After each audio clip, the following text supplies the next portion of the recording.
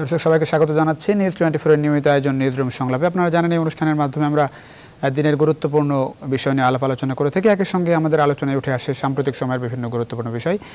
আজ নিউজরুম সংলাপে আমরা দুজন অতিথি রয়েছেন আমাদের স্টুডিওতে। শুরুতে তাদের সঙ্গে আপনাদের পরিচয় করে দিই। আমার ডান পাশে রয়েছেন শাহরিয়ার করিম, সিনিয়র সাংবাদিক, এবং তার পাশে উপস্থিত রয়েছেন মোস্তফা ফিরোজ, বার্তা প্রধান হিসেবে বাংলা ভিশন টেলিভিশন কর্মরত রয়েছেন। আপনাদের দুজনকেই স্বাগত জানাচ্ছি নিউজরুম সংলাপ অনুষ্ঠানে। দর্শক, আমরা আলোচনায় যাওয়ার আগে দেখে আসবো নিউজ 24 এর প্রধান প্রধান খবরগুলো।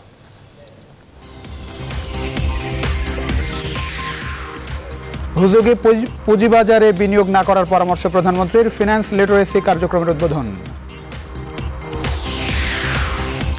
বিএনপিকে সাম্প্রদায়িক শক্তির প্ল্যাটফর্ম বললেন কাদের, নেতাকর্মীদের উপর নির্যাতন চালানোর অভিযোগ রিজভির। ভর্তি বাণিজ্যের অভিযোগে রাজধানীর শীর্ষ 15 শিক্ষা প্রতিষ্ঠানকে দুদকের চিঠি, সব তথ্য দেওয়ার নির্দেশ। ডিএনসিসি মার্কেট পরিদর্শনে বুয়েটের প্রতিনিধি দল, সতর্কতার সাথে ব্যবহারের পরামর্শ। সরকারের মেগা প্রকল্পে কম সুদে ঋণ দিতে চায় ইসলামী ব্যাংক, জানালো নতুন পরিচালনা পর্ষদ।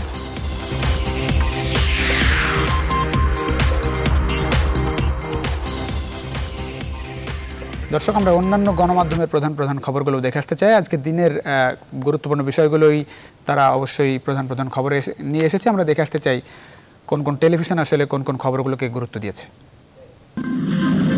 বিশেষজ্ঞ দলের তদন্ত শেষ হবার আগেই খুলতে শুরু করেছে আগুনে ক্ষতিগ্রস্ত ডিএনসিসি মার্কেট।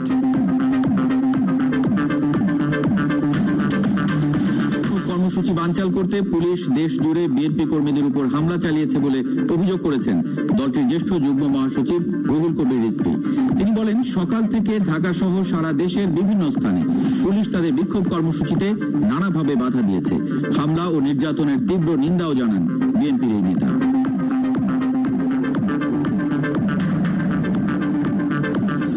সাধারণ সম্পাদক ওবায়দুল কাদের বলেছেন, আন্দোলনে ব্যর্থ হবার পাশাপাশি জনবিচ্ছিন্ন হয়ে বিএনপি একটি হতাশাগ্রস্ত দলে পরিণত হয়েছে।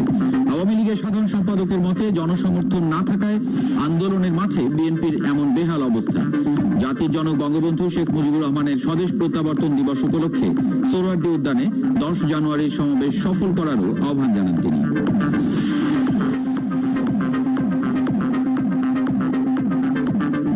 কালিয়াকৈরে অরক্ষিত একটি লেভেল ক্রসিং এ ট্রেনের সাথে প্রাইভেট কারের সংঘর্ষে একই পরিবারের 4 জন সহ 5 জন মারা গেছে। এই দুর্ঘটনার কারণে 5 ঘন্টা বন্ধ ছিল ঢাকা থেকে বঙ্গবন্ধু সেতু হয়ে উত্তরবঙ্গ এবং ময়মনসিংহের পথে ট্রেন চলাচল।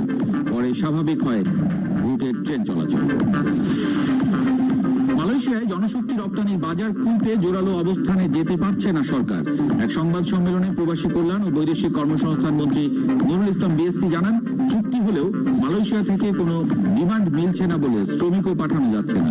মন্ত্রী জানান, সৌদি আরবে অভিবাসন ব্যয় 1,65,000 টাকা নির্ধারণ করে দিয়েছে সরকার। তবে কেউ বেশি আদায় করছে কিনা সেই ব্যাপারে নিশ্চিত নয় মন্ত্রণালয়।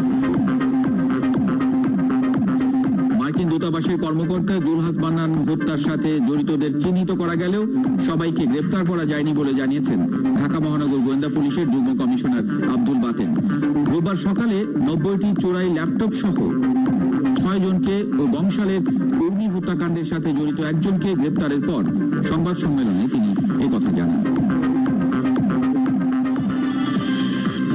এবার সারা দেশে ছড়িয়ে পড়ছেন কর গোয়েন্দারা। খোঁজা হবে বাড়ি গাড়ির মালিক সহ ফাঁকিবাজদের। আইডিবির সম্মতিতেই ইসলামী ব্যাংকের রদবদল দাবি অর্থমন্ত্রীর। শরিয়া অনুযায়ী চললেও নিয়োগ পাবেন সব ধর্মের মানুষ, আশ্বাস নতুন পর্ষদের। কার্যক্রম চলার সময় আদালত প্রাঙ্গণে অনুষ্ঠান নয়, সংশ্লিষ্টতা না থাকা রাজনীতিবিদ ব্যবসায়ীদের আমন্ত্রণ না জানাতে সুপ্রিম কোর্টের নির্দেশ।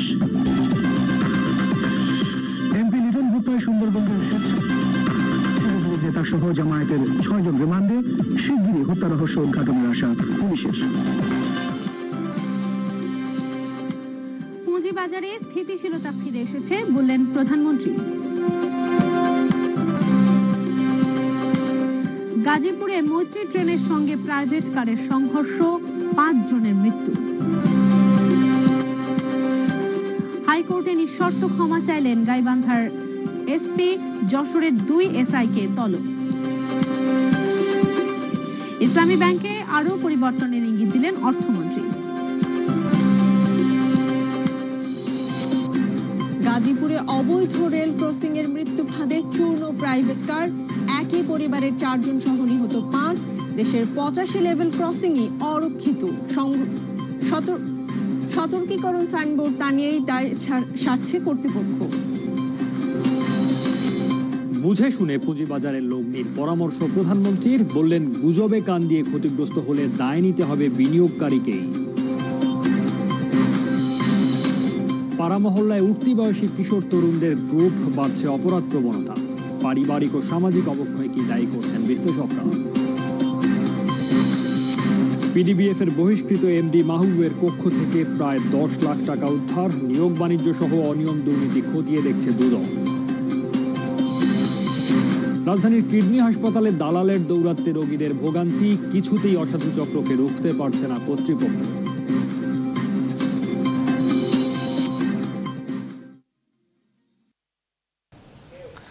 দেখছিলাম অন্যান্য গণমাধ্যমের প্রধান খবরগুলো। আজকে খবরের মধ্যে গুরুত্ব পেয়েছে আসলে প্রধানমন্ত্রী বলেছেন যে পুঁজিবাজারে স্থিতিশীলতা ফিরে এসেছে, তিনি বুঝে শুনে বিনিয়োগ করার আহ্বান জানিয়েছেন। গাজীপুরের রেল দুর্ঘটনার খবর এসেছে গুরুত্বের সঙ্গে। ইসলামী ব্যাংকের রদবদলের খবর রয়েছে।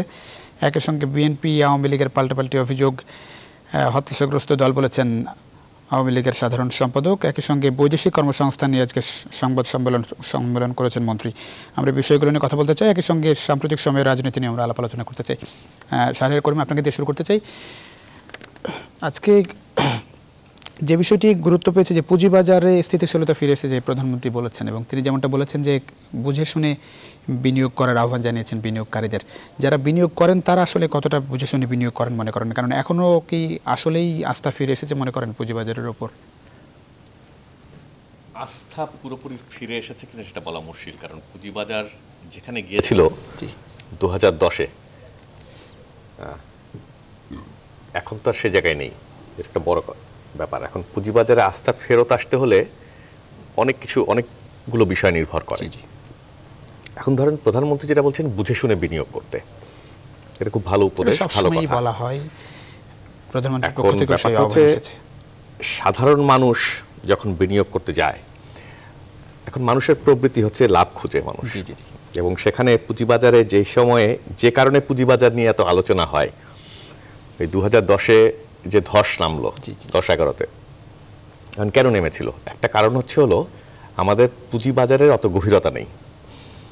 কিন্তু সেই সময় কিন্তু পুঁজিবাজার সংশ্লিষ্ট লোকজন বিভিন্ন জায়গায় সভা সেমিনার করে মানুষজনকে পুঁজিবাজারে বিনিয়োগ করার জন্য আহ্বান জানিয়েছিল, এবং সারা দেশে বিভিন্ন জায়গায় এই জন্য বিভিন্ন ধরনের সভা সেমিনার হয়েছে, এবং মানুষ যেন পুঁজিবাজারে আসে, এবং সেখান থেকে আপনার ধরেন কোম্পানি আছে কম, শেয়ার আছে কম, এবং আপনার যদি চাহিদা বাড়ানোর চেষ্টা করা হয়েছে, চাহিদাটা বাড়ানো হয়েছে কিন্তু যোগানটা কম ছিল। এবং সে কারণে একটা বড় কারণ হচ্ছে সেই সময়ের এই ধসের একটা বড় কারণ হচ্ছে সেটা মানুষ হুমড়ি খেয়ে পড়েছিল পুঁজিবাজারে, এবং কাউকে দেখেছে বিশাল লাভ করছে। আজকে 1 লাখ টাকা বিনিয়োগ করছে, দুদিন পরে হয়তো সেই শেয়ারই 2 লাখ টাকায় বিক্রি করে বেরিয়ে চলে যাচ্ছে। এখন বাংলাদেশে পুঁজিবাজারকে যদি ঠিক করতে হয়, কতগুলো জিনিস হচ্ছে, আরও কোম্পানিকে পুঁজিবাজারে নিয়ে আসতে হবে। এবং বাংলাদেশে এখনও ব্যবসায়িক প্রতিষ্ঠানগুলোর একটি মূল বিষয় হচ্ছে তারা ব্যাংক থেকে পুঁজি নিয়ে ব্যবসায় বিনিয়োগ করে। এখন যত বেশি কোম্পানি এই পুঁজিবাজার থেকে পুঁজি নেবে, আপনার তাতে বাজারের পরিধিও বাড়বে, যত কোম্পানি আসবে শেয়ারের সংখ্যা বাড়বে, তখন আপনার হয় কি এই সমস্যাগুলো হয়তো কাটিয়ে ওঠা যাবে। সরকার এ পর্যন্ত যেসব পদক্ষেপগুলো নিয়েছে সেগুলো কতটা যথেষ্ট মনে করেন আস্থা ফেরানোর জায়গাটায়? এখন কিছু পদক্ষেপ নিয়েছে। এখন ধরেন কতগুলো জায়গায় তো এখনো ফাঁক রয়ে গেছে। কিছু পদক্ষেপ নিয়েছে, অবশ্যই নিয়েছে, কিন্তু ধরুন 96 যে শেয়ার মার্কেটের ধস এবং 2010-এর, সেগুলো নিয়ে সরকারের কিছু রিপোর্টও আছে। মামলাগুলো এখনো ঝুলছে। 96-এর কয়েকটা মামলার বোধহয় খুব সম্প্রতি কতগুলোর বিচার হয়েছে, কারো শাস্তি হয়েছে। কিন্তু এর পেছনে যারা বলা হয়, যাদের বিরুদ্ধে বিভিন্ন ধরনের অভিযোগ আছে, এবং সরকারের করা যে তদন্ত কমিশন, তাদের যে রিপোর্ট, সেগুলোর বাস্তবায়ন এখনো মানুষ দেখেনি। এটা একটা বড় সমস্যা। কমিটি একটা ব্যাপার, মানে প্রত্যেকবারই দেখা গেল যে পুঁজিবাজারে স্থিতিশীলতা ফেরানোর জন্য যেসব দুর্ঘটনা ঘটে গেছে এর আগে পুঁজিবাজার সংশ্লিষ্ট সেসব জায়গায় তদন্ত কমিটি গঠন হয়েছে, কিন্তু তদন্ত কমিটির রিপোর্ট নিয়ে এখন পর্যন্ত আলোর মুখ দেখা যায়নি। মানে সেই জায়গাটাই আস্থার জায়গাটা কতটা থাকে আসলে যখন এরকম ঘটনা ঘটে? হ্যাঁ, এটা একটা বড় ব্যাপার। যদিও এই তদন্ত কমিটির রিপোর্ট বলা হয়েছিল যে এটা প্রকাশ করা হবে, কিন্তু এখন পর্যন্ত প্রকাশ করা হয়নি, যদিও সংবাদ মাধ্যমে কোথাও কোথাও এসছে। মোস্তফা ফিরোজ, একটু এই বিষয়ে আপনার কাছে জানতে চাই। এটা তো পরিষ্কার যে এটা খুব ন্যাক্কারজনক ঘটনা যে সর্বশেষ এই সরকারের আমলে, এই বিগত টার্মে যে সরকারের সময় যে ঘটনাটা ঘটলো, সেখানে সরকারের এক শুভাকাঙ্ক্ষী অত্যন্ত হিসেবে পরিচিত ইব্রাহিম খালেদ, অত্যন্ত সজ্জন মানুষ, তাকে দিয়ে একটা কমিটি করা হলো। কমিটি করে দেখা গেল যে তার রিপোর্ট প্রকাশ করার আগেই যতটুকু আজ পাওয়া গেল, সেই রাঘব বোয়ালরা সরকারের ছত্রছায়াই রয়ে গেছে, তাদেরকে স্পর্শ করা গেল না। তো এই যখন পরিস্থিতি তখন, এবং দুটি ঘটনা, যেটি 96 এবং 10-এ, দুটি ঘটনার পরে এই পুঁজিবাজার উপরে মানুষের কোনো এখন আস্থা নেই। এবং আপনারা জানেন যে আগে যখন নাকি রমরমা অবস্থা ছিল, প্রতিটা প্রতিষ্ঠানেরই প্রায় 70 to 80% মানুষ কিন্তু কোনো না কোনোভাবে এর সাথে যুক্ত ছিল। আমি দেখতাম যে আমার অনেকেই এর সাথে যুক্ত ছিল, লাভও হতো। এই লাভ, এইটাকে আকৃষ্ট করে করে যারা এর থেকে টাকাগুলো লোপাট করলো, তারা কিন্তু ধরাছোঁয়ার বাইরে চলে গেল। এবং এই যে ধসটা নামলো, আপনি এখন যত আহ্বান জানান, যত কিছুই করেন না কেন, এটা যে কবে মানুষের আস্থার জায়গাটা তৈরি হবে সেইটা কিন্তু বলা মুশকিল। এবং আদৌ আসবে কি না দরকার মনে করেন, কারণ এটা গভীর ক্ষত, দুইটা বড় বড় ঘটনা, এবং ঘটনাক্রমে দুটোই এই সরকারের এই সময়ের দুটি ঘটনা। তো সর্বশেষ ঘটনাটা তো খুবই ন্যাক্কারজনক যে একটা তদন্ত রিপোর্ট হলো, এবং তদন্ত রিপোর্ট কিন্তু খুব বস্তুনিষ্ঠভাবে তারা রিপোর্ট প্রকাশ করলো। সেই রিপোর্টটা কিন্তু আলোর মুখ দেখলো না, আলোর মুখ নাও দেখতে পারে, কিন্তু সেই তদন্ত রিপোর্টের আলোকে রাঘব বোয়ালদের যদি দৃষ্টান্তমূলক যদি কিছু ব্যবস্থা নেওয়া যেত, তাহলে কিন্তু আস্থা ফিরে পেত এবং বলা যেত যে না, সরকার অনেক ক্ষেত্রে স্বচ্ছতা, ন্যায় বিচার এবং আইনের শাসন বা দোষীদের বিরুদ্ধে যে ব্যবস্থা, সেটা একদম দলমত নির্বিশেষে করে, যে নীতিটা, সেই নীতিটা কিন্তু একটা সুযোগ ছিল। এটা হলে হতো কি, আপনার পুঁজিবাজারটা চাঙ্গা হতো, পুঁজিবাজারের উপর আস্থা ফিরে আসতো। এবং এই যে এখন যে কোনোভাবে অনেক চেষ্টা করা হচ্ছে, কিন্তু কোনোভাবেই কিন্তু পুঁজিবাজারটা আর আগের জায়গায় কিন্তু দাঁড়াচ্ছে না। মানে ওই জায়গাটাই আসলে ফিরে আসা উচিত, যে যারা আসলে দোষী তাদেরকে বিচারের আওতায় নিয়ে আসা। হ্যাঁ, শাস্তির জায়গাটা নিশ্চিত যদি করা যেত তাহলে বড় জিনিস। যে আপনি এর আগে যেই যতগুলো ঘটনা ঘটেছে, যে কারণে ঘটেছে, মানে বলা হচ্ছে এর পিছনে কারসাজি ছিল। যদি কারসাজি থেকে থাকে, তার পেছনে লোক আছে, তো আপনি যদি তাদের বিরুদ্ধে ব্যবস্থা নেন, সেই ব্যবস্থা না নেন, তাহলে হচ্ছে মানুষের আসলে আস্থা, যে বারবারই আমি ওখানে গিয়ে ধরা খাবো কিনা একটা ইস্যু থাকে। কিন্তু তার চেয়েও বড় বিষয় হলো পুঁজিবাজারকে অনেক গভীর করতে হবে। গভীর করতে মানে সে ডেপথ থাকতে হবে, এবং এখানে কোম্পানি অনেক বেশি আসতে হবে, শেয়ার থাকতে হবে। আপনার যদি চাহিদা বাড়ান আর যোগান যদি না থাকে, তাহলে সমস্যা হবে। এবং 96 এবং 2010 দুবারই একই ঘটনা ঘটেছে। একটা বিষয় কি হয় যে যারা বিনিয়োগ করেন, তারা আসলে কতটা মানে বোঝেন শেয়ার বাজারটা?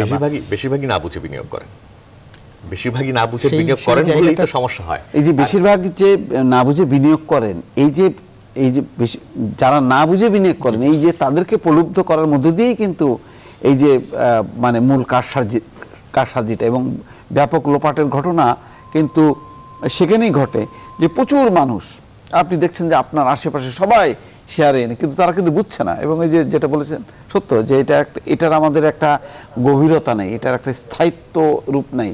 এই যে হঠাৎ করে মানে মৌমাছির মতন করে ভিড়ছে, এবং একটা মানে ফ্যাব্রিকেটেড একটা জিনিস তৈরি করা হচ্ছে, এবং সেখানে আকৃষ্ট হয়ে, প্রলুব্ধ হয়ে আমাদের যারা সাধারণ মানুষ, তারা কিন্তু আকৃষ্ট হচ্ছে, তারা কিছু পয়সা, কিছু লাভের আশায় তারাই কিন্তু ফাঁদে পড়ছে, এবং তারাই কিন্তু বারবার 2 দফায় কিন্তু সর্বশান্ত হলো। এবং এই সর্বশান্ত হওয়ার মধ্যে দিয়ে যেটা ঘটলো, যে এই পুঁজিবাজারটা মানে এখন আপনি যত চেষ্টাই করেন না কেন, জানি না এটা কবে আসলে সত্যিকার অর্থে আস্থার জায়গায়। আমরা চাই না যে আগের মতন, যেটি বলছি যে ওই ধরনের বিপুল সংখ্যক মানুষ যারা বুঝে না বুঝে পুঁজিবাজার এসছে, তা ওইভাবে একটা বাজার কৃত্রিমভাবে গড়ে উঠুক, সেটা আমরা চাই না। কিন্তু প্রকৃত জায়গায় যে এখন যাবে, সেই জায়গাটা যাওয়ার ক্ষেত্রেই তো আস্থার একটা সংকট। সেই সংকটটা যে কিভাবে দূর হবে, কবে দূর হবে, কারণ আপনি যতক্ষণ না পর্যন্ত কিভাবে ঘটনাটা ঘটলো এবং কারা দায়ী, সেই ব্যাপারে আপনি যদি ব্যবস্থা নেন, তাহলে তো আস্থা আসবে না। আমরা আশা করি আস্থা ফিরে আসুক। ইসলামী ব্যাংকে বড় ধরনের রদবদল হয়েছে, কতটা ইতিবাচক দেখেন? এখন ইসলামী ব্যাংকের রদবদলটা কেন হয়েছে সেটা একটা প্রথম কথা হচ্ছে, প্রশ্ন হচ্ছে সেটা। 33 বছর পর এখন ইসলামী ব্যাংক নিয়ে অনেক ধরনের প্রশ্ন আছে। এখন ধরেন ইসলামী ব্যাংক, এটা তো ধরেন একদম সবাই জানে আনুষ্ঠানিকভাবে এটা রিসানা হলে যে এর পেছনে একটি রাজনৈতিক দল আছে। জি জি জি। এবং এর বিরুদ্ধে যেসব অভিযোগ আছে যে তার রাজনৈতিক কর্মকাণ্ড বা বিভিন্ন ব্যাপারে এই ব্যাংকের বিভিন্ন অর্থকরীর ব্যবহার করা হয়, এই ধরনের একটি অভিযোগ। অর্থায়নের জায়গাটাই রাজনৈতিক দলের পেছনের মূল অর্থ বলা হয়। ইসলামী ব্যাংকের একটি জিনিস আছে, খুব সফল ব্যাংক। সফল ব্যাংক এই অর্থে যে সবচেয়ে বেশি লাভ করে এবং এখান থেকে বিভিন্ন জায়গায় বিনিয়োগ হয় প্রচুর। তো সম্প্রতি যে পরিবর্তন হয়েছে, এখন আনুষ্ঠানিকভাবে যে কথাগুলো এসছে, আজকে অর্থমন্ত্রী যেটা বলেছেন এবং ইসলামী ব্যাংকের নতুন যে চেয়ারম্যান হয়েছে আরাস্তু খান, জি জি জি, আগে ইআরডি সেক্রেটারি ছিলেন, তিনিও বলছেন যে মূলত এর যে বিদেশি অংশীদার আছে তাদের চাপেই, তাদের কারণেই এই পরিবর্তনটা হয়েছে, বোর্ডের পরিবর্তন যেটা হয়েছে। কারণ অর্থমন্ত্রী বলছেন গত 2 বছর ধরে নাকি এই বিদেশি উদ্যোক্তা যারা এর মধ্যে আছেন তারা নাকি তাকে বলছিলেন যে এই ব্যাংকের পরিবর্তন হওয়া দরকার, তা নাহলে তারা এটাকে তাদের অংশীদারিত্ব ছেড়ে দিয়ে চলে যাবেন। এখন এটা দুভাবে দেখা যেতে পারে। একটা হচ্ছে হলো ইসলামী ব্যাংক নিয়ে যেসব অভিযোগ আছে, জি জি, এই পরিবর্তনের কারণে আসলে তার কতখানি ইতিবাচক পরিবর্তন ঘটবে সেটা এখন দেখবার বিষয়। আরেকটি হচ্ছে কিছু কিছু অভিযোগ আছে যে এই ব্যাংকটি আবার কোনো বিশেষ গোষ্ঠীর হাতে চলে যাচ্ছে কিনা সেই প্রশ্ন উঠেছে। এখন এখানে দুটি ব্যাপার, একটা হচ্ছে জামাত ইসলামীকে নিয়ে প্রশ্ন আছে, অনেকদিন ধরে কথা হচ্ছে, এবং জামাতের রাজনীতির পেছনে যে আর্থিক শক্তি আসে এই ধরনের কতগুলো প্রতিষ্ঠান থেকে। জি জি।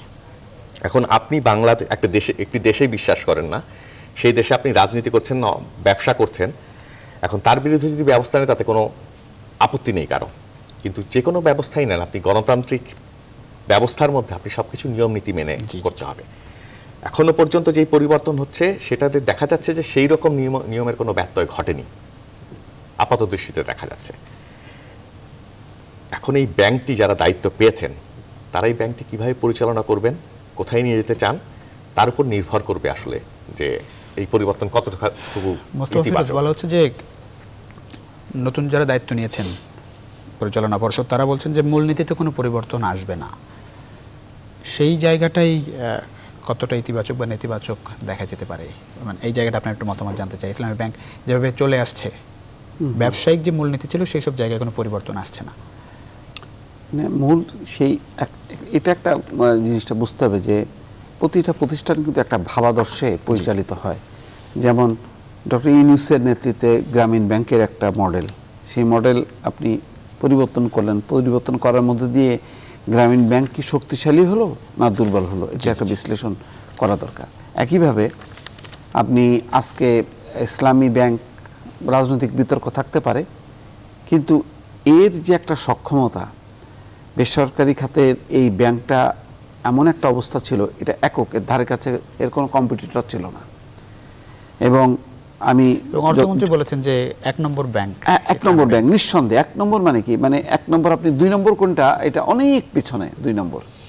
মানে আমি যতটুকু জানি যে কোন একটা অর্থ বছরে তাদের মানে এই ব্যাংকটি লাভ করেছিল 1,900 কোটি টাকা 1 বছরে। অন্যদিকে অন্য সমস্ত ব্যাংক মিলেও কিন্তু, সব বেসরকারি ব্যাংক মিলেও কিন্তু তার ধারে কাছে আসতে পারেনি। কেউ 100, কেউ 50 কোটি, কেউ 60 কোটি, 150 কোটি, মানে সর্বোচ্চ ইসিবিএল অথবা ন্যাশনাল ব্যাংক, এরকম অবস্থা ছিল। তো এইরকম একটা জায়গায় আপনি এটাকে যদি শুধু রাজনৈতিক কারণে যদি ধাক্কা দিয়ে এটাকে হঠাৎ করে এটার খোল নলচে পাল্টে দিয়ে সাধারণ অন্য ওই ন্যাশনাল ব্যাংক বা ইসিবিএল বা এই টাইপের ভাবে যদি পরিচালনা করতে যান, এটা কিন্তু একটা বিপর্যয়ে পড়বে। সুতরাং এটা পরীক্ষা, গভীর বিশ্লেষণের ব্যাপার যে কেন ইসলামী ব্যাংক কোন অর্থনৈতিক প্রক্রিয়ায়, কোন পদ্ধতিতে, শুধু আমি মনে করি যে এখানে শুধু প্রক্রিয়া বা পদ্ধতি না, এখানে একটা সাংঘাতিক রকম একটা ডেডিকেশন ছিল। সেই ডেডিকেশনটা কি রাজনৈতিক না কি কারণে ছিল, মানে অর্থাৎ গ্রাহকের সাথে এই ব্যাংকের যে সম্পর্কটার যে এত সুন্দর একটা যে এটার কোনো খেলাপি হয় না, অনেকগুলো কারণে তো একটা ব্যাংক হয়, সেই জায়গাগুলো খুব গভীরভাবে অনুসন্ধান না যদি করেন, শুধু রাজনৈতিক কারণে যদি পরিবর্তন হয় তাহলে ওই বেসিক ব্যাংক হবে, সোনালী ব্যাংক হবে, বিভিন্ন ব্যাংকের যে কেলেঙ্কারি, সেই কেলেঙ্কারির বাইরে ছিল কিন্তু ইসলামী ব্যাংক। সুতরাং এই ব্যাংক যদি আঘাত হয় তাহলে কিন্তু আমাদের বেসরকারি খাত কিন্তু খুব নড়বড়ে হয়ে যাবে এবং দুর্বল হবে, ক্ষতিগ্রস্ত হবে। সুতরাং যেটা বলা হচ্ছে এখন যে তার যে অর্থনৈতিক পলিসি পদ্ধতি সেগুলোকে অক্ষুণ্ণ রাখা হবে, এটার জন্য বাস্তবিক অর্থে শুধু কথার কথা না হয়, এটা যাতে সফল হওয়ার ক্ষেত্রে আমি মনে করি এই ক্ষেত্রে পরিবর্তনটা পর্যায়ক্রমে ধীরে ধীরে হওয়া উচিত। অর্থাৎ ইসলামী ব্যাংকের যে কর্মকর্তারা আছে, দীর্ঘদিন থেকে তাদের পরিশ্রম আছে, সেই কর্মকর্তাগুলোকে এই জন্য রাতারাতি ছুঁড়ে ফেলে না দেওয়া হয়, অর্থাৎ তাদেরকে একটা আস্থার জায়গায় এনে তাদের শ্রম মেধাকে কাজে লাগিয়ে জিনিসটা যাতে পরিচালনা করা হয়। আলোচনায় ফিরবো, একটা ছোট্ট বিরতি নিয়ে ফিরছি। দর্শক, নিউজরুম সংলাপে আমাদের সঙ্গে থাকুন, আমরা ছোট্ট একটা বিরতি নিয়ে ফিরছি কিছুক্ষণের মধ্যেই।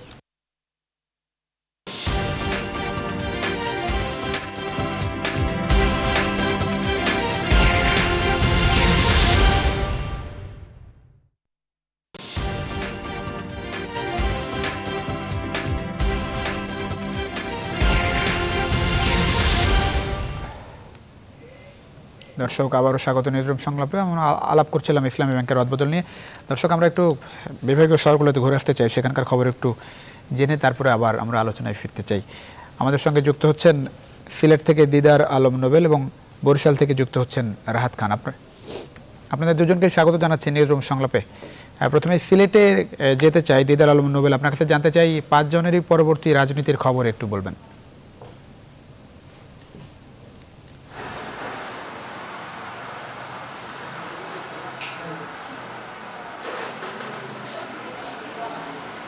ধন্যবাদ প্লাবন। 5 জানুয়ারিতে আসলে আওয়ামী লীগ এবং বিএনপি যেভাবে রাজপথে মুখোমুখি হওয়ার কথা ছিল আমরা সেরকম দেখিনি। নগরবাসী একরকম শঙ্কায় ছিলেন এই দিনটি নিয়ে, কিন্তু শেষ পর্যন্ত আসলে ওই রকম কিছু হয়নি। বিএনপিকে পুলিশ কোনো কর্মসূচি তাদের পালন করতে দেয়নি। তারা যদিও রাস্তায় এসেছিল কালো পতাকা মিছিল করার জন্য, কিন্তু সেখানে বিপুল সংখ্যক পুলিশ গিয়ে তাদের কর্মসূচিতে বাধা পেয়ে তারা ফিরে যায়। অন্যদিকে আওয়ামী লীগ তাদের পূর্ব নির্ধারিত সমাবেশ করে। তো আজকে আবার বিএনপির যে কেন্দ্রীয় কর্মসূচি ছিল সমাবেশের, সেই সমাবেশ করার জন্য এবং মিছিল করার জন্য বিকেল 3টার সময় রেজিস্ট্রারি মাঠে বিএনপি নেতাকর্মীরা জড়ো হন। কিন্তু এর আগেই পুলিশ সেখানে অবস্থান নেয় এবং বিএনপি নেতাকর্মীরা যখন জড়ো হন তখন তাদেরকে বলা হয় যে সেখানে তারা কোনো কর্মসূচি পালন করতে পারবেন না। এর আগে বিএনপি নেতারা সিলেট মহানগর পুলিশের কাছে এই কর্মসূচি পালনের অনুমতি চেয়েছিলেন, সেখান থেকে তাদেরকে কর্মসূচি পালনের কোনো অনুমতি দেওয়া হয়নি বা কর্মসূচি পালন করতে পারবে না এরকম কোনো কথা বলা হয়নি। তো বিএনপি নেতারা অভিযোগ করেছেন আজকের কর্মসূচি করতে না পেরে তারা বলছেন যে সিলেটে যে একটি রাজনৈতিক সম্প্রীতি ছিল সেই সম্প্রীতি কিন্তু দিন দিন নষ্ট হয়ে যাচ্ছে। পুলিশ তাদের কর্মসূচি পালন করতে দিচ্ছে না, এতে রাজনৈতিক যে সম্প্রীতি নষ্ট হচ্ছে এর খেসারত কিন্তু তারা বলছেন ক্ষমতার পালাবদল হলে আওয়ামী লীগকে বুক করতে হবে। ধন্যবাদ আপনাকে। আমরা যেতে চাই বরিশালের রাহাত খান যুক্ত আছেন আমাদের সঙ্গে। আপনার ওখানকার আসলে মূল খবরগুলো একটু বলবেন।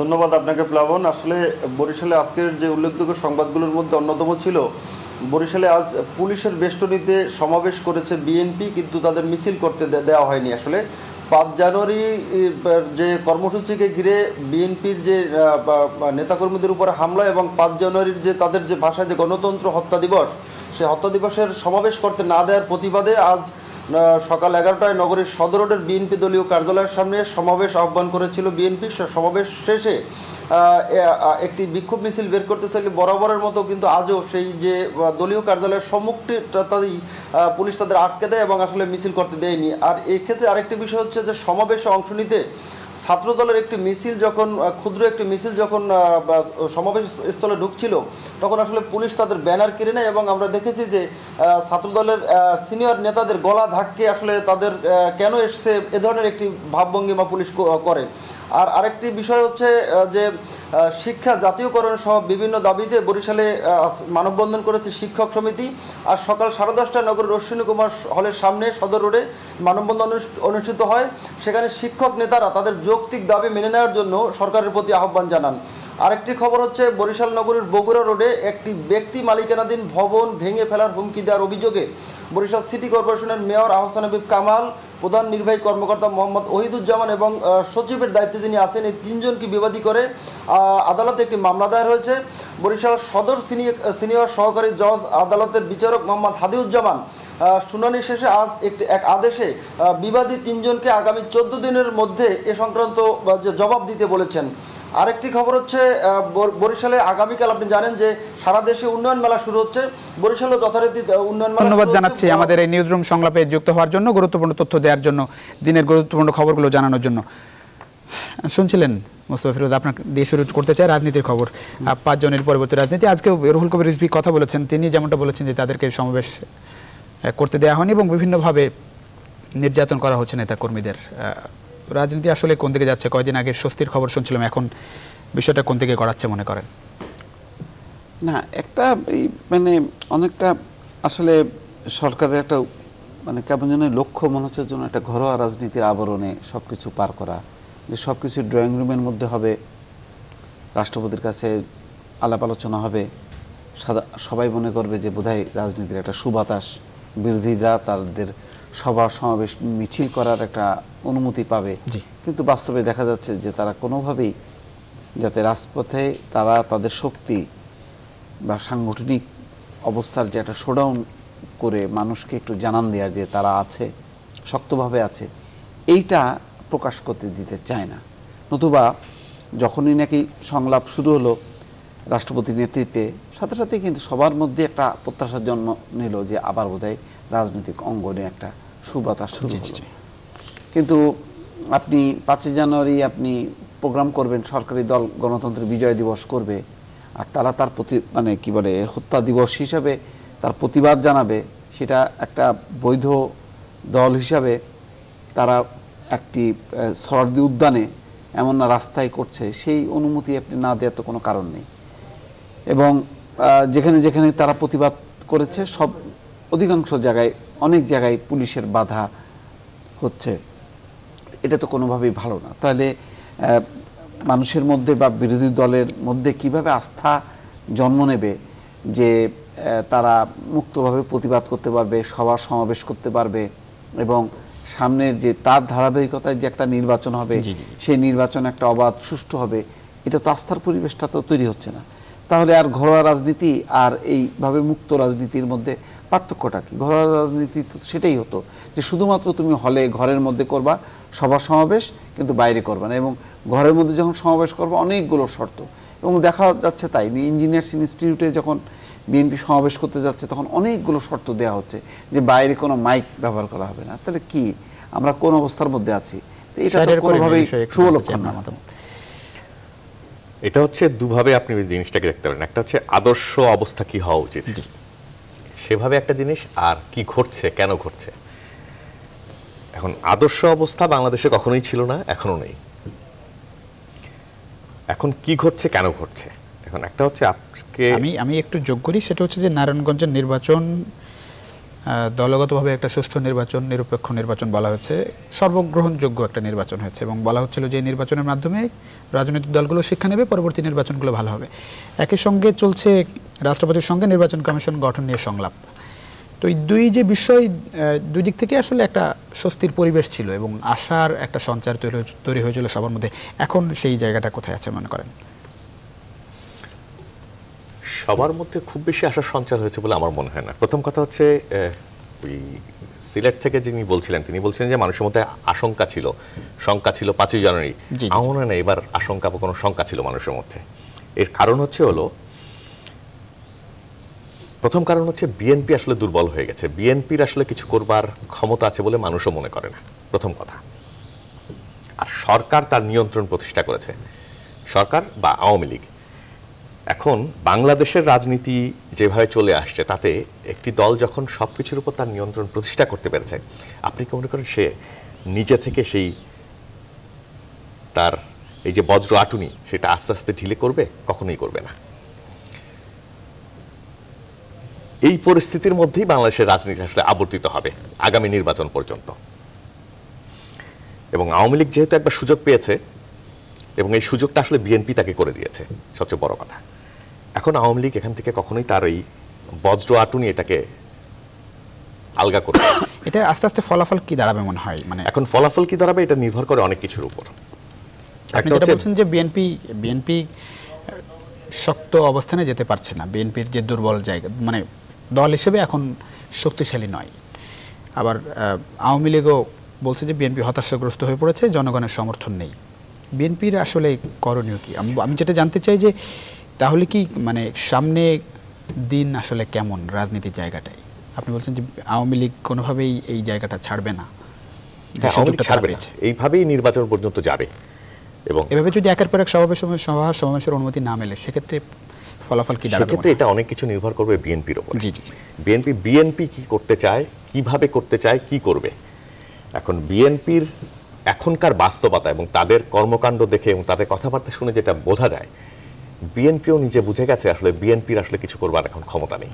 না, কিন্তু রাজনৈতিক দল হিসেবে তার তো রাজনীতির জায়গাটাই কিছু কর্মসূচি সভা সমাবেশ করার অধিকার আছে। আমি তো সেটা বলি, এটা হচ্ছে আদর্শ পরিবেশ। এখন আদর্শ পরিবেশ দিয়ে আপনি বাংলাদেশের এখনকার পরিস্থিতি বা কখনকার মানে কোনো সময়ের পরিস্থিতি আপনি ব্যাখ্যা করতে পারবেন না। আদর্শ পরিস্থিতি অনুযায়ী তাই হওয়া উচিত ছিল, এখন সেটা হচ্ছে না। এখন কেন হচ্ছে না আমি সেই ব্যাখ্যাটাই করতে চাচ্ছি। আমি বলছি যে তাহলে কি ঘটবে। এখন সব সময় হয়তো একটা আশঙ্কা থাকবে যে কখনো কিছু ঘটে কিনা, কিন্তু গত 2 বছরের রাজনীতি যেভাবে এগিয়েছে এবং আওয়ামী লীগের যে অবস্থান এবং বিএনপি যে অবস্থান, তাতে মনে হয় না এতে বড় ধরনের কোনো রদবদল ঘটবে। যেভাবে আছে সেভাবেই চলতে থাকবে। এবং বিএনপির বর্তমান আচার আচরণ এবং অবস্থা এবং তাদের কথাবার্তা শুনে যেটা বোঝা যাচ্ছে, তারা আগামী নির্বাচনটা করতে চায়। 2014 নির্বাচন না করে তারা এখন বুঝতে পারছে যেটা ভুল করেছে, তারা আগামী নির্বাচনটা করতে চায়। নির্বাচন করবার জন্যে আমার যেটা মনে হচ্ছে তারা একটা ফেস সেভিং একটা ফর্মুলা চাচ্ছে, যেখান দিয়ে তারা নির্বাচনটায় যেতে পারবে। ফেস সেভিং ফর্মুলা বলতে কি বোঝাচ্ছে? তার কিছু দাবি দাওয়া মেনে নেওয়া হবে। এই যে নির্বাচন কমিশনের আলোচনা, গতবার যখন এই নির্বাচন কমিশন যখন গঠন করা হলো, জিল্লুর রহমান যখন রাষ্ট্রপতি ছিলেন, তখন বিএনপিকে যখন আমন্ত্রণ জানানো হয়েছিল তারা গিয়েছিলেন বঙ্গভবনে, কিন্তু নির্বাচন কমিশন নিয়ে একটি কথাও বলেননি। তারা তত্ত্বাবধায়ক সরকারের দাবি দিয়ে চলে এসেছিল এবং নির্বাচন বয়কট করেছিল। বিএনপি তো বলছে যে তারা সাংগঠনিকভাবে বেশ শক্তিশালী হচ্ছে। তাই কি মনে হয়? আমার মনে হওয়ার বিষয় এখানে নেই। মানে আমি আজকে ওবায়দুল একটা কথা বলিনি। ওবায়দুল কাদের আজকে যে বক্তৃতা করেছেন, যেটা বলছেন যে সেখানে তিনি খুব গুরুত্বপূর্ণ একটি কথা বলেছেন যে বিএনপি আন্দোলনে দুর্বল হলেও সমর্থনে কিন্তু দুর্বল নয়। এবং তিনি নারায়ণগঞ্জ নির্বাচনের কথা বলেছেন, সেখানে 90,000-এর মতো ভোট পেয়েছে বিএনপি। আপনি বলছিলেন দুর্বল হয়ে গেছে, সাংগঠনিকভাবে দুর্বল। জি, মোস্তফা ফিরোজ একটু এই বিষয়ে আপনার মতামত জানতে চাই। যেমনটা বলছিলেন এটা তো আসলে মানে আমরা যেই আলোচনা করতেছে, মানে সেই আলোচনাটা তো আসলে এটা তো কোনো গণতান্ত্রিক রাজনীতি না। আপনি শক্তির ব্যাপারে আছে, আমার একটা রাজনৈতিক অধিকার আছে, আমি শক্তি প্রদর্শন করতে যাবো কেন? আপনি আমার গণতন্ত্র আছে দেশে, মত প্রকাশের স্বাধীনতা থাকবে, সভা সমাবেশ থাকবে, জনগণ বিচার করবে যে কার সাংগঠনিক অবস্থা ভালো না খারাপ, কার জনপ্রিয়তা আছে বা নেই। এখানে তো কোনো তাহলে কি আপনি ঠেলে দিচ্ছেন যে শক্তি প্রদর্শন করুক মানে কি রাজপথে তারা আবার মানে বোমা মারবে, মারবে? তারা তো বরং শান্তিপূর্ণ অবস্থানে যেই রাজনীতি, সেই রাজনীতিতেও আপনি আসতে দেবেন না। আবার সহিংসতার দিকে ঠেলে দিলে বলবেন যে এটা খারাপ, তাহলে যাবে কোথায়? এটা তো ঠিক না। তো আপনার ক্ষমতা আছে, আপনার রাষ্ট্রযন্ত্র আছে, আপনার সামরিক বেসামরিক সমস্ত প্রশাসন আছে, পুলিশ আছে, আপনি সেটা একটা ডান্ডা বাহিনীর মতন করবেন। এটা তো উচ্চারণ করা বা এই ধরনের আওয়ামী লীগ যে দল, তার যে গণতন্ত্রের যে ঐতিহ্য, সেই অনুযায়ী এইভাবে তো বিচার করা অন্য দলের ক্ষেত্রে হলেও একটা মানানসই হয়। কিন্তু আওয়ামী লীগকে যদি এইভাবে যদি হয় যে না এইভাবেই চলবে, এটাই করা উচিত, এখন দেখতে হবে বিএনপি এইটা তো ঠিক হবে না। আমি কি করছি? আমি রাষ্ট্রশক্তি, রাষ্ট্রযন্ত্রটাকে গণতান্ত্রিকভাবে পরিচালনা করতে দিচ্ছি কিনা, অন্যের অধিকারটা আমি সংরক্ষণ করছি কিনা, তাতেই প্রমাণ হবে যে আমি গণতান্ত্রিক কিনা। তাহলে আপনি ঘোষণা দেন যে আপনি স্বৈরতান্ত্রিক, তাহলে সামরিক স্বৈরতন্ত্রের সাথে আপনার পার্থক্যটা কি? এই জন্য আমি তো বললাম তো যে ঘরোয়া রাজনীতি কারা দেয়? যারা সামরিক স্বৈরতন্ত্র, এর আগে জিয়াউর রহমান দিয়েছে, এরশাদ দিয়েছে। আপনি কি সেই কাতারে নামাতে চান? না আওয়ামী লীগ যে একটা গণতান্ত্রিক রাজনৈতিক দল, আওয়ামী লীগ মানুষের ভোটের রাজনীতিতে, ভাতের রাজনীতিতে বিশ্বাস করে, আপনি সেটা প্রতিষ্ঠা করবেন। সেটা যখন প্রতিষ্ঠা না করবেন, শক্তি দিয়ে আপনি যখন করবেন, আর সমস্ত পুলিশের শক্তি, রাষ্ট্র শক্তি আপনি ব্যবহার করেন, রাষ্ট্র পুলিশকে নিউট্রাল করে দেন না, তারপর দেখেন না যে বিএনপির সাংগঠনিক শক্তি আছে কি নাই, খালি হাতে আপনিও আসেন, বিএনপি আসো, তখন না প্রমাণ হবে। আপনি পুলিশ যেখানে যেখানে দেখবেন যে ধাওয়া হচ্ছে, লাঠিচার্জ হচ্ছে, সব জায়গায় কিন্তু পুলিশকে ব্যবহার করা হচ্ছে। পেটোয়া বাহিনী দিয়ে আপনি করে আপনি খুব শক্তিমত্তা আর বিএনপি দুর্বল, এইভাবে যদি বিশ্লেষণ করা হয়, এটা একটা ভুল ব্যাখ্যা হবে। ভুল ব্যাখ্যা হবে স্বাধীন একটা মুক্ত পরিবেশে আপনি মাঠে নামেন, সুষ্ঠু নির্বাচন দেন, ভোট দেন, তারপরে না প্রমাণ হবে যে আমার হয়তো সাংগঠনিক শক্তি দুর্বল হতে পারে, আমার তো জনপ্রিয়তা আছে। সাকওয়াত কি নারায়ণগঞ্জ নির্বাচনে যে 96,000 ভোট পেয়েছে, সে কি ডান্ডাবাজি করেছে, অস্ত্রবাজি করেছে? করেনি। স্বতঃস্ফূর্তভাবে ভোট পেয়েছে এবং সলিড ভোট পেয়েছে। বরং বলা হচ্ছে বিএনপির অনেক শুভাকাঙ্ক্ষীও ভোট দিয়েছে সেলিম নাহায়েত আইভীকে।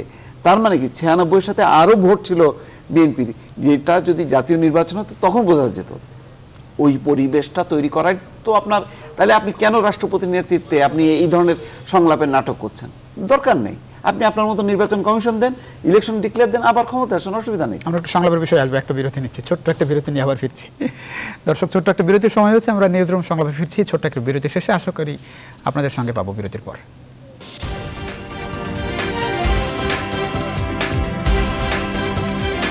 ঘটনা আসলে তাই হচ্ছে।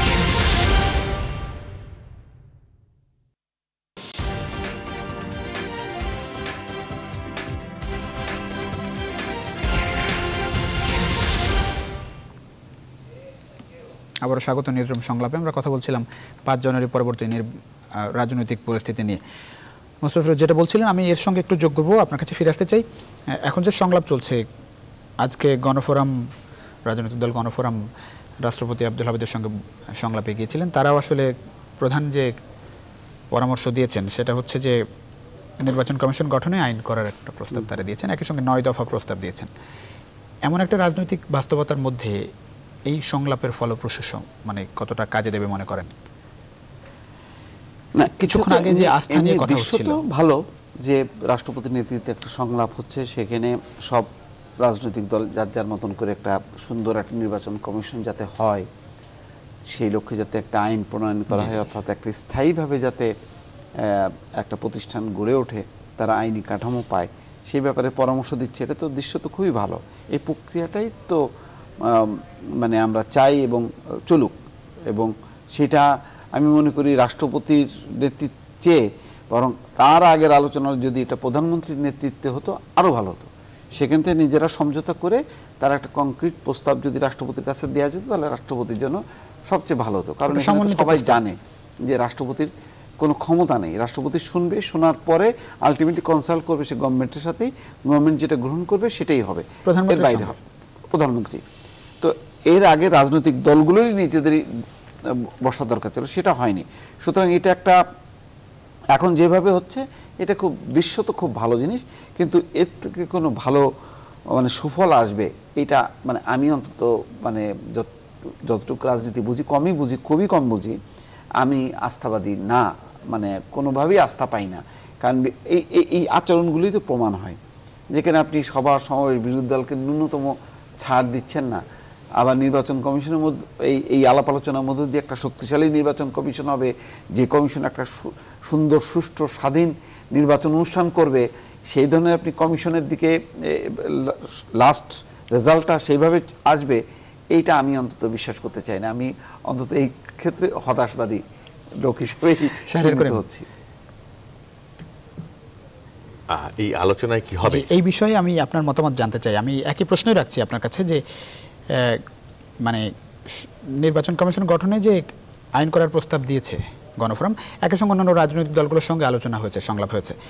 আমি যেটা জানতে চাই যে এখনকার যে রাজনৈতিক পরিবেশ তৈরি হয়েছে, 5 জানুয়ারিকে সমাবেশ করতে দেয়া না দেয়া, নির্যাতন, মামলা, হামলা, সব মিলিয়ে এই পরিবেশ আর সংলাপ কতটা কাজে দেবে মনে করেন, মানে নির্বাচন কমিশন গঠনের জায়গাটাই? এটা কতটা কাজে দেবে এটা বলা খুব মুশকিল, কিন্তু ধরুন এখানে আজকে রাষ্ট্রপতি একটি খুব গুরুত্বপূর্ণ কথা বলেছেন। তার প্রেস সচিব সংবাদ মাধ্যমকে যেভাবে ব্রিফ করেছে, তিনি বলেছেন যে শক্তিশালী নির্বাচন কমিশন দরকার এবং রাজনৈতিক দলগুলোর মধ্যে মতৈক্য দরকার এবং পরমত সহিষ্ণুতা দরকার। সেটা কি আছে মনে করেন? সেটা নিশ্চয়ই নেই। সেটা থাকলে তো আর এই সমস্যা হতো না বাংলাদেশে এখন বা এর আগেও যেসব সমস্যা হয়েছে। কিন্তু এই সংলাপে আমার কাছে একটি দলের প্রস্তাব খুব সবচেয়ে ভালো মনে হয়েছে। কমিউনিস্ট পার্টি বোধহয় পরশুদিন বোধহয় দেখা করতে গেছিল, না গতকালকে, না বৃহস্পতিবারে বোধহয়, বৃহস্পতিবার। তারা কতগুলো প্রস্তাব দিয়েছেন এবং সেখানে তারা কতগুলো জিনিস বলেছেন। একটি হচ্ছে একটা স্থায়ী কাঠামো তৈরি করতে হবে নির্বাচন কমিশনের জন্য, পদ্ধতি এবং প্রক্রিয়া তার উপরে জোর দিতে হবে, এবং প্রতিবার এই রাজনীতিবিদদের উপর সবকিছু ছেড়ে দিলে চলবে না। রাজনীতিবিদরা এক সময় এক কথা বলবেন এবং প্রতি 5 বছর পর পর রাজনৈতিক দলকে ডেকে আপনি আলোচনা করার কোনো মানে নেই। আপনি যদি একটি স্থায়ী কাঠামো তৈরি করতে পারেন, একটা আইন করতে পারেন, এবং সেই আইনের মধ্যে দিয়ে জানাতে চাই স্বাধীনতার এই যে 45-46 বছর কেউ আইনটা করেনি। হ্যাঁ, কোনো রাজনৈতিক দল যারা সরকারি করেনি, মানে এইটা কি প্রমাণ করে আসলে? এটা সরকারগুলো আসলে চায় না, মানে রাজনৈতিক দলগুলো চায় না, মানে যারা সরকারে যায় তারা চায় না। তারা চায়নি যে কখনোই বাংলাদেশের সমস্যা তো এই জায়গায় কোনো সরকারই এখনো পর্যন্ত সেভাবে বা কোনো রাজনৈতিক দল প্রতিষ্ঠান তৈরি করতে চায়নি। তাহলে নির্বাচন কমিশন গঠনের পরের রাজনীতি সম্পর্কে আপনার মতামত জানতে চাই।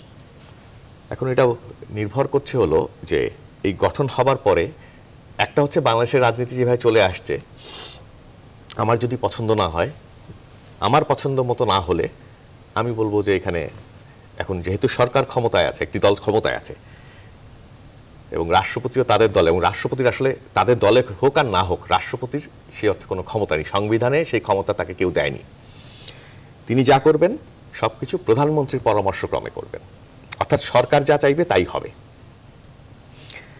এখন এটা নির্ভর করছে হলো মূলত প্রতিবাদটা তো আসবে হচ্ছে, মানে দুটো মেজর প্লেয়ার তো আওয়ামী লীগ এবং বিএনপি। প্রতিবাদটা আসবে বিএনপির পক্ষ থেকে। কারণ বিএনপি ভবিষ্যৎ রাজনীতির কৌশল কিভাবে নির্ধারণ করছে তার উপর নির্ভর করবে। যে বিএনপি আগামী নির্বাচনটা করতে চায় কি চায় না, কিভাবে করতে চায়, এবং নিজের শক্তির উপর কতটুকু সে অ্যাসেসমেন্টটা তার কি হয়েছে এই গত কয়েক বছরে, যে সে কতটুকু যেতে পারবে, কি করতে পারবে, তার উপর নির্ভর করছে যে নির্বাচন কমিশন গঠন হলে পরে কি দাঁড়াবে। আচ্ছা, আমরা অনেক কিছুর উপর নির্ভর করছি, আসলে পরবর্তী অপেক্ষা করতে হচ্ছে আসলে রাজনীতি কোন দিকে যায়। পরবর্তী নির্বাচন একটা বড় ব্যাপার, 2019 সাল, সেই নির্বাচন আসলে এই নির্বাচন কমিশনের অধীনে হবে, যে নির্বাচন কমিশন দায়িত্ব নেবে, যার জন্যই সংলাপ হচ্ছে। আমরা আসলে অপেক্ষা করতে চাই, আমরা আশা করি ভালো দিন আসবে রাজনীতির জায়গাটায়। আমরা একটু বৈদেশিক কর্মসংস্থান নিয়ে কথা বলতে চাই। আজকে প্রবাসী কল্যাণ মন্ত্রী কথা বলেছেন, সংবাদ সম্মেলন করেছেন 2016 সালের অর্জন নিয়ে। এক পর্যায়ে তিনি আসলে সংবাদ সম্মেলন থেকে চলে গেছেন। একটা অভিযোগ আমরা সবসময়ই পাই, যেই টাকা নির্ধারণ করা হয় সরকার থেকে, সেই টাকাটা আসলে মানে নেওয়া হয় না, অনেক বেশি টাকা দিয়ে বেশি নেওয়া হয়, মানে শ্রমিকদের বিদেশে যেতে হয়। এটার আসলে কোনো রকম সদুত্তর তিনি দিতে পারেননি। হ্যাঁ, সফলতা কতটা দেখেন বৈদেশিক কর্মসংস্থানের জায়গাটায় বাংলাদেশের?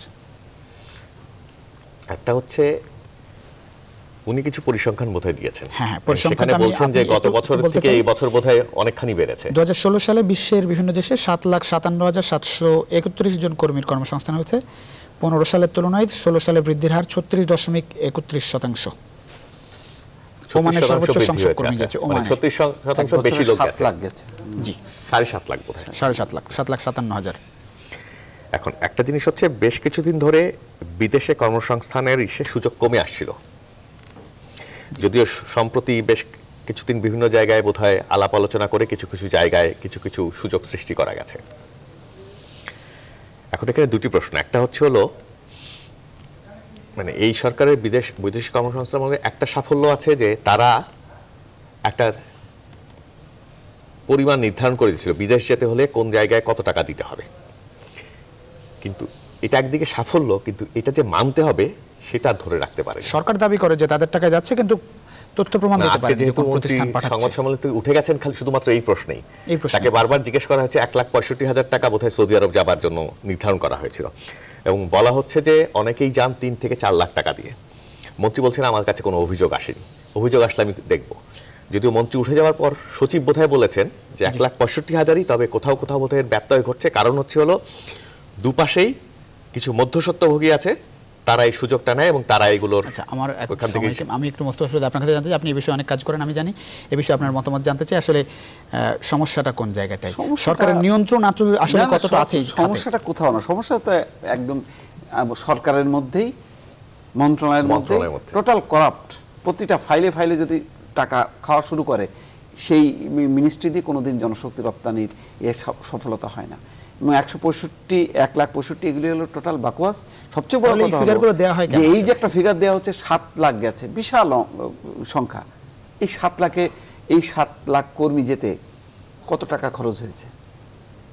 আমার একটা আমি যদি কম করেও হিসাব করি, আমার ধারণা 21 থেকে 22,000 কোটি টাকা বিনিময়ে এই 7 লাখ কর্মী গেছে।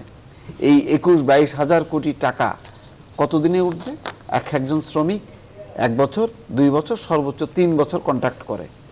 কিন্তু এখন পুরো মধ্যপ্রাচ্য সহ বাইরের বিশ্বের যেই মানে বেতন ভাতা এবং মানে বেকারত্ব, মানে চাকরি নিয়ে যাচ্ছে অথচ বেতন নেই, চাকরি নিয়ে যাচ্ছে কোম্পানি বন্ধ, এই অবস্থার মধ্যে এই যে বিপুল অঙ্ক ব্যয় করে যে শ্রমিকরা গেল, এই 21-22,000 কোটি টাকা, এটা কবে উঠবে? উঠবে না। বরং মানুষ এইটা আরো বরং আমাদের অর্থ বের হয়ে গেল, মধ্যস্বত্বভোগীদের কাছে গেল, দেশের বাইরে গেল, দেশের হচ্ছে কিছু বেনিয়া গোষ্ঠীর কাছে গেল, মিনিস্ট্রি, মন্ত্রণালয়, তারপরে তার বাইরে আশেপাশে সুবিধাভোগীদের কাছে গেল। কিন্তু মানুষ কিন্তু আরো ক্ষতিগ্রস্ত হলো, দেশ ক্ষতিগ্রস্ত হলো। কারণ আপনি 22,000 কোটি টাকার বিনিময়ে কিন্তু আপনি রেমিটেন্সটা কিন্তু এর 2 বছর বা 3 বছর কিন্তু ডাবল তো নাই, অর্ধেক আসবে কিনা তাতেই সন্দেহ।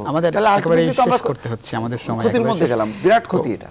পরবর্তীতে কোনো সময় সুযোগ হলে এই বিষয়ে আরো বিস্তারিত আলাপ আলোচনা করা যাবে।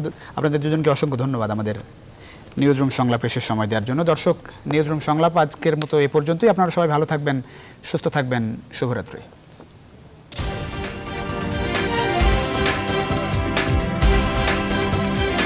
ঘটনা আসলে তাই হচ্ছে।